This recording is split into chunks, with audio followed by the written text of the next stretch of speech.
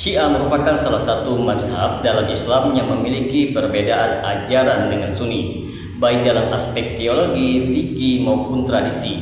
Di Indonesia, mayoritas umat Islam menganut Ahlussunnah wal Jamaah, khususnya yang diwakili oleh Nahdlatul Ulama atau NU dan Muhammadiyah. Namun, keberadaan Syiah di Indonesia sering sekali menjadi sorotan karena dugaan adanya penyimpangan dan ancaman terhadap persatuan umat Islam. Bagi teman-teman sekalian yang penasaran dengan kelanjutan dari pembahasan video kali ini, maka tonton terus video ini hingga selesai agar kita menemukan fakta yang sebenarnya.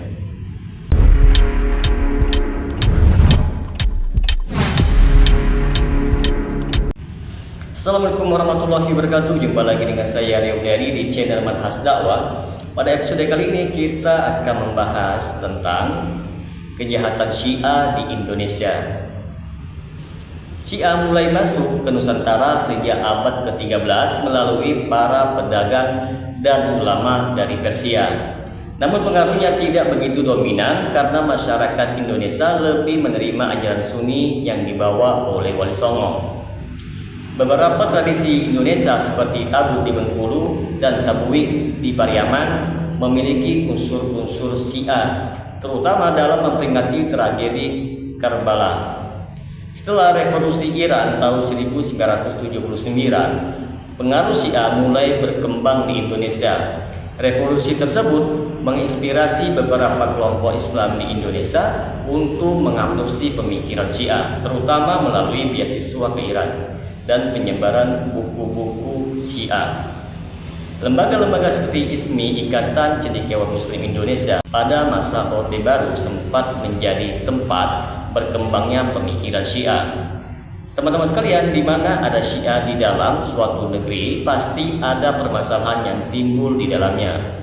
Begitu juga yang terjadi di negara kita di Indonesia. Ada beberapa kasus kontroversial yang dikaitkan dengan Syiah di Indonesia. Yang pertama, kasus Syiah di Sampang, Madura tahun 2012. Terjadi konflik antara kelompok Sunni dan komunitas Syiah di Sampang, Madura.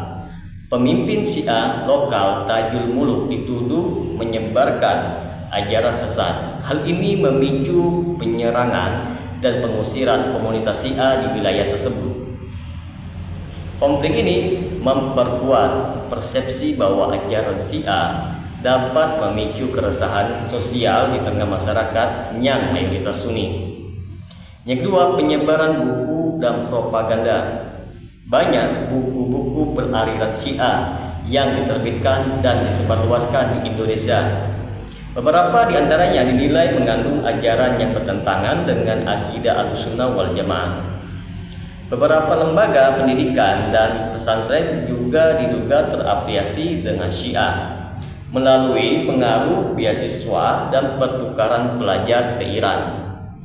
Yang ketiga, interpretasi dalam organisasi Islam. Ada dugaan bahwa beberapa organisasi Islam di Indonesia telah disusupi oleh ideologi Syiah. Hal ini terlihat dari adanya tokoh-tokoh yang terbuka mendukung ajaran Syiah dan menyebarkannya di lingkungan organisasi tersebut. Beberapa acara, seminar, dan diskusi di kampus-kampus juga menjadi sarana penyebaran pemikiran Syiah. Ajaran Ahlussunnah wal Jamaah memandang bahwa Syiah adalah ajaran yang menyimpang. Di antara bentuk penyimpangan ajaran Syiah menurut Ahlussunnah wal Jamaah itu yang pertama, pengkultusan terhadap imam. Syiah meyakini bahwa para imam adalah maksum, yaitu terbebas dari dosa, suatu keyakinan yang bertentangan dengan ajaran Ahlussunnah wal Jamaah. Mereka juga mempercayai keberadaan Imam Mahdi yang gaib dan akan kembali di akhir zaman. Yang kedua, penghinaan terhadap sahabat Nabi. Beberapa ajaran Syiah mengkritik dan mencela sahabat Nabi Muhammad seperti Abu Bakar, Umar bin Khattab, dan Utsman bin Affan. Ini jelas bertentangan dengan prinsip Ahlussunnah wal Jamaah yang memuliakan para sahabat Nabi. Yang ketiga, taqiyah, yaitu penyamaran akidah. Syiah memperbolehkan penyembunyian keyakinan, yaitu taqiyah, untuk menjaga keselamatan diri dan menyebarkan ajaran mereka secara tersembunyi. Konsep ini dianggap berbahaya karena memungkinkan penyusupan ideologi tanpa disadari oleh masyarakat. Yang keempat, perubahan dalam Al-Quran dan hadis. Sebagian kelompok Syiah yang diyakini memiliki pandangan bahwa Al-Quran telah mengalami perubahan dan memiliki kitab-kitab hadis yang berbeda dengan Ahlussunnah, seperti kitab Al-Kafi.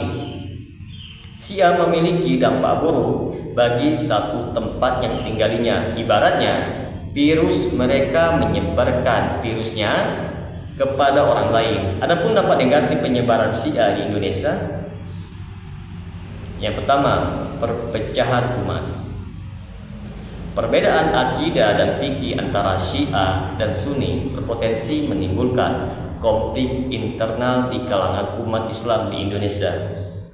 Yang kedua, kerusakan akidah. Penyebaran ajaran Syiah dikhawatirkan dapat merusak akidah umat Islam, terutama generasi muda yang kurang memahami dasar-dasar Islam. Yang ketiga, ancaman terhadap keutuhan NKRI. Penyebaran ideologi Syiah yang bersifat transnasional dapat mengancam stabilitas negara, terutama jika terhubung dengan kepentingan politik luar negeri seperti Iran. Maka apa strategi menghadapi penyebaran Syiah di Indonesia? Yang pertama, penguatan akidah Ahlussunnah wal Jamaah. Meningkatkan pendidikan dan dakwah tentang akidah Ahlussunnah wal Jamaah di kalangan masyarakat dan generasi muda. Yang kedua, pengawasan terhadap lembaga pendidikan dan media. Pemerintah dan ormas Islam perlu memperketat pengawasan terhadap lembaga pendidikan dan media yang terindikasi menyebarkan ajaran Syiah. Yang ketiga, penguatan ukhuwah Islamiyah. Memperkuat persatuan umat Islam dengan membangun komunikasi yang baik antar ormas Islam untuk mencegah interpretasi ideologi yang menyimpang. Yang keempat, penyebaran informasi literasi keislaman.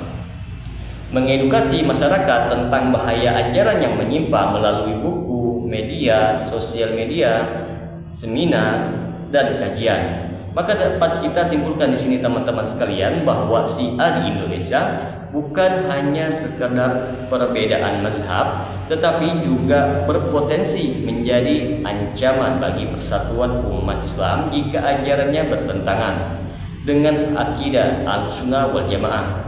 Penting bagi umat Islam di Indonesia untuk meningkatkan pemahaman agama yang benar dan waspada terhadap penyebaran ideologi yang menyimpang. Melalui penguatan dakwah, pendidikan, dan ukhuwah Islamiyah, umat Islam dapat menjaga kemurnian ajaran Islam dan keutuhan bangsa. Semoga dengan sedikit penjelasan ini dapat memberikan manfaat bagi teman-teman sekalian, dan apabila channel ini dapat memberikan manfaat bagi teman-teman sekalian, silakan subscribe dan share. Semoga bermanfaat. Assalamualaikum warahmatullahi wabarakatuh.